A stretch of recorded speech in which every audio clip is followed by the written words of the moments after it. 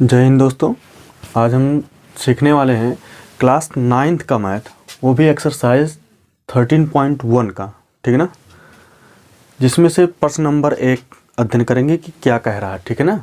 इसमें क्या है कि 1.5 मीटर लंबा, 1.25 मीटर लंबा और चौड़ा और 65 सेमी जो है गहरा प्लास्टिक का एक डिब्बा बनाया जाता है। यानी कि जो डिब्बा बनाया गया है कितने मीटर लंबा, चौड़ा और गहरा कितना है, इन सबों का माप दे रखा है। जिसमें से कह रहा है कि इसे ऊपर से खुला रखना है। ये जो ऊपर वाला पोर्शन है भाई, चित्र में अगर दिख रहा है तो ध्यान से देखिएगा। ये आपका एक घनाभाकार गत्ता बनाया गया है, जिसमें से ये ऊपर वाला पोर्शन कह रहा है इसे खोले रखना है, ठीक है ना। कह रहा प्लास्टिक शीट की मोटाई को नगण्य मानते हुए या उसे इग्नोर करते हुए क्या निर्धारित करना। कह रहा कि डिब्बा बनाने के लिए प्लास्टिक का क्षेत्रफल ज्ञात कीजिए। ये मुझे प्लास्टिक का डिब्बा बनाना है तो ये कितने क्षेत्रफल का होगा, ये चीज़ मुझे फाइंड करना है, ठीक है ना। जिसमें से क्या क्या चीज़ दे रखा वो चीज़ मैंने यहाँ पे पहले से ही पुट कर दिया है। देखिएगा यहाँ पे लिखा है कि डिब्बे की लंबाई कितना दे रखा भाई, 1.5 मीटर। आप यहाँ पे ऐसे पहले राइट, जो क्वेश्चन में दे रखा है आप वो चीज़ पहले राइट कर लो, क्वेश्चन लगाने में आसानी हो जाएगा, ठीक है ना। 1.25 मीटर चौड़ा दे रखा है, ठीक है ना। इसका ब्रेथ जो है, चौड़ाई जो है 1.25 मीटर दे रखा है और 65 सेंटीमीटर गहरा। अब भाई अगर आप ऊपर से नीचे की ओर देख रहे हो ना तो गहरा दिखेगा, लेकिन नीचे से ऊपर की ओर देखोगे तो आपका ऊंचा दिखेगा। तो गहराई और ऊंचाई दोनों एक ही चीज़ है। तो डिब्बे की जो गहराई बोले तो ऊंचाई यानी यच, ठीक है ना। यच का मान 65 सेंटीमीटर दे रखा है। और आप यहाँ पे देखोगे कि सभी राशियाँ यानी 2 राशियाँ मीटर में 1 सेंटीमीटर में, तो इसको हम क्या कर ले रहे हैं, मीटर में चेंज कर ले रहे हैं। तो सेंटीमीटर को मीटर में चेंज करने के लिए हम 100 का भाग देंगे। 65 का जब हम 100 में भाग देंगे तो ऊंचाई हमारा कितना आ जा रहा है, 2 जीरो है ना, तो 2 अंक के बाद आप दशमलव लगा दोगे। डायरेक्टली बिना भाग वक्त देने की ज़रूरत नहीं है, जीरो वाला बहुत आसान होता है। तो क्या करोगे, 2 जीरो तो 2 अंक के बाद दशमलव राइट से यानी इस साइड बाएं साइड से दाहिने की ओर आप क्या करो कि 2 अंक के बाद दशमलव लगा दो। तो 1 2 2 अंक के बाद मैंने दशमलव लगा दिया। जो मान निकला वो आपका क्या निकला, मीटर में निकला, ठीक है ना। तो ज्ञात क्या करना है, जो डिब्बा बनाने के लिए प्लास्टिक का क्षेत्रफल यानी कि आवश्यक प्लास्टिक घनाभ का शीट का क्षेत्रफल ज्ञात करना है। आवश्यक प्लास्टिक शीट का क्षेत्रफल ये इतने है भाई। आवश्यक प्लास्टिक शीट का क्षेत्रफल मुझे ज्ञात करना है। तो ये जो इसको बनाने में जितने प्लास्टिक की आवश्यकता है ना उसका क्षेत्रफल, तो क्या करेंगे, इसका इस पूरे का क्षेत्रफल ज्ञात करने के लिए क्वेश्चन में पहले चीज़ दे रखा है कि ऊपर वाला जो पोर्शन है ना इसे खुला रखना है। तो क्या करेंगे कि हम इसका घनाभ का पार्श्व पृष्ठीय क्षेत्रफल निकालेंगे। पार्श्व पृष्ठीय क्षेत्रफल में क्या होता है कि ये सामने वाला भाग इतना, ये सामने वाला भाग और इसके पीछे वाला भाग ये। तो पार्श्व पृष्ठीय घनाभ का पार्श्व पृष्ठीय क्षेत्रफल में क्या होता है, इधर देखोगे इसका लंबाई और चौड़ाई, इसका लंबाई और पीछे का लंबाई और चौड़ाई। तो लंबाई को यल से और चौड़ाई को क्या करते हैं भैया बी से। तो लंबाई इसमें क्या है, ऊंचाई है ना, तो यल प्लस यल इंटू बी। बाकी इधर भी और ये पीछे वाला पोर्शन भी, इसलिए इसमें क्या कर दे रहे हैं 2 का इंटू कर देंगे। प्लस अब क्या करो, पार्श्व पृष्ठीय से यानी आमने सामने ये वाला पोर्शन जो है और इसके इधर वाला पोर्शन, इनका आपस में इंटू करेंगे। अब देखेंगे इसमें क्या है, इसमें इसमें यल भी नहीं रहेगा भाई, इसमें लंबाई तो रहेगा, ये मान ऊंचाई है ना तो ऊंचाई रहेगा, ठीक है ना। और 2BH ये फार्मूला कैसे हुआ ये चीज़ मैं बता रहा हूँ, ठीक है ना। नहीं तो हम डायरेक्टली फार्मूला पे रख करके मान फाइंड कर सकते थे।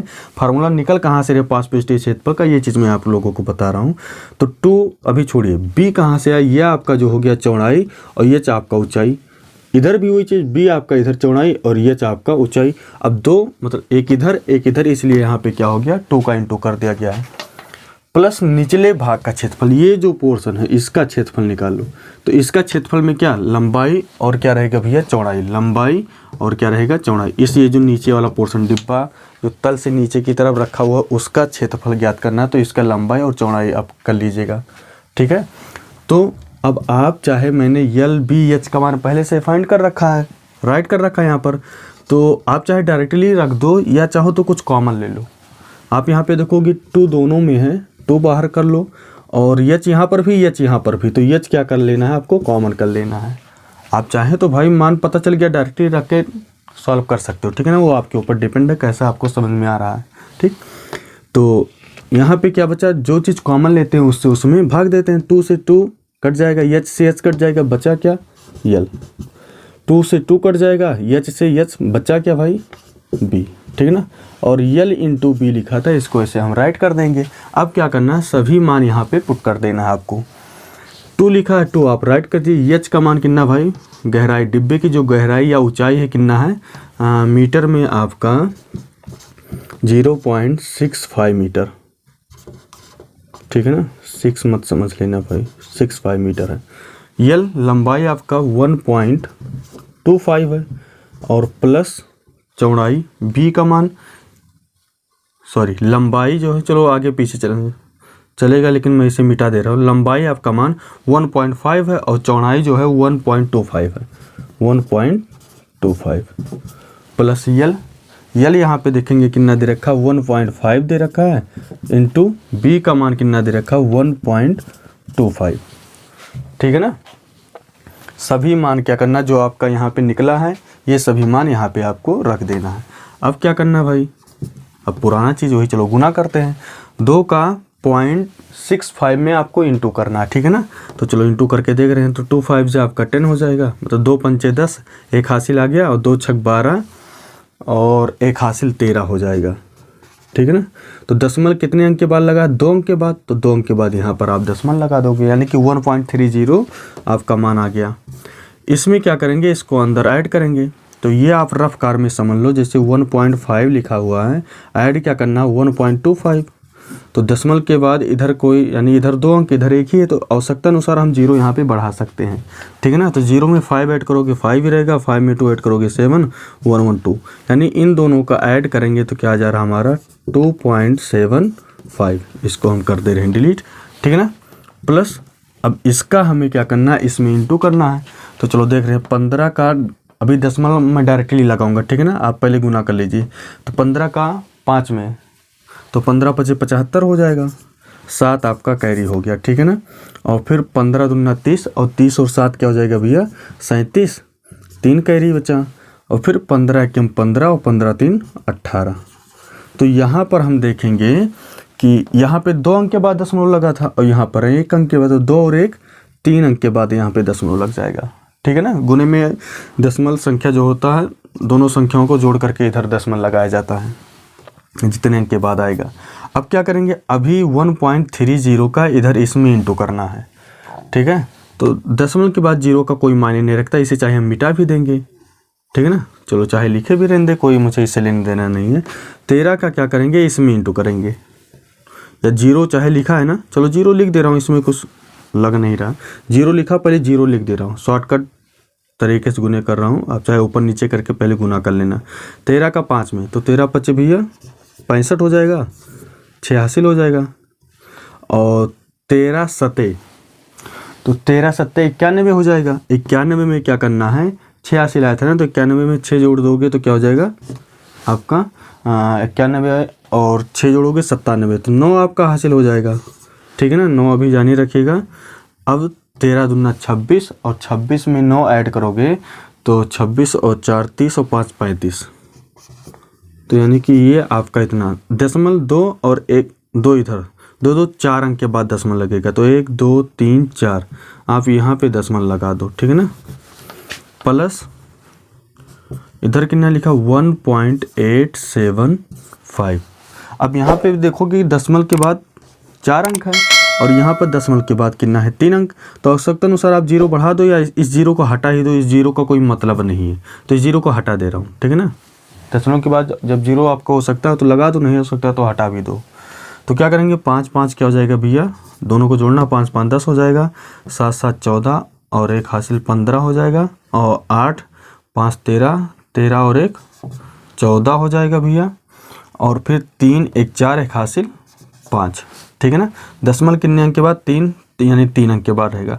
अब ये मत कहना कि गुने में तो जोड़ करके, जोड़ने में गुण मतलब ऐड करके दशमलव नहीं लगाना, जितने अंक के बाद लगा हो उतने अंक के बाद ही लगाना है, ठीक है ना।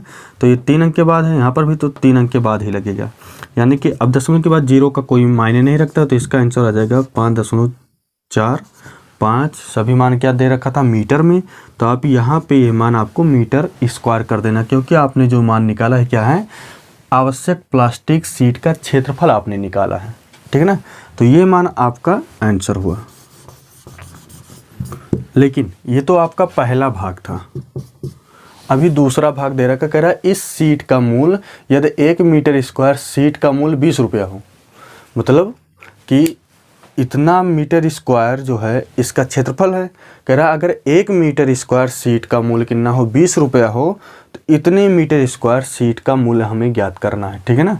तो शीट का 1 मीटर स्क्वायर शीट का मूल्य कितना होता है भैया, यहीं पे आप राइट कर लो 1 मिनट।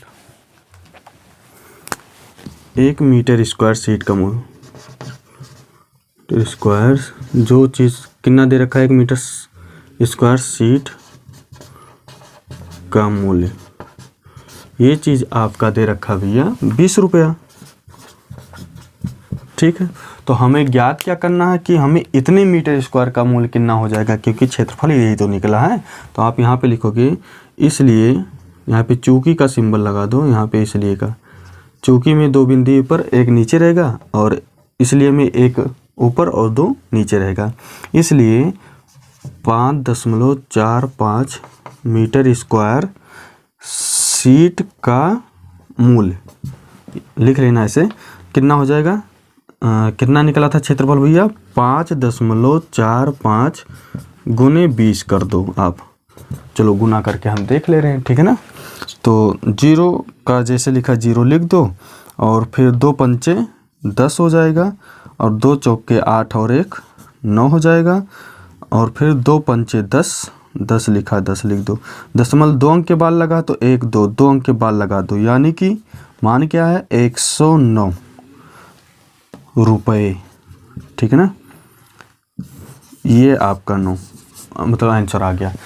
कह रहा था कि यदि अगर 1 मीटर स्क्वायर शीट का मूल्य 20 रुपया है, तो भैया क्षेत्रफल इतना निकला है ना इस प्लास्टिक शीट को बनाने में, तो इतने मीटर स्क्वायर अगर मुझे बनाना है तो क्या रुपया लगेगा, तो भैया 109 रुपया लगेगा। तो उम्मीद करता हूँ पहला क्वेश्चन ये आपको समझ में आ गया है। अगर समझ में आ गया तो भाई आप देख करके इग्नोर मत करिए, ज़्यादा से ज़्यादा अपने दोस्तों के पास शेयर कीजिए, ठीक है ना। धन्यवाद।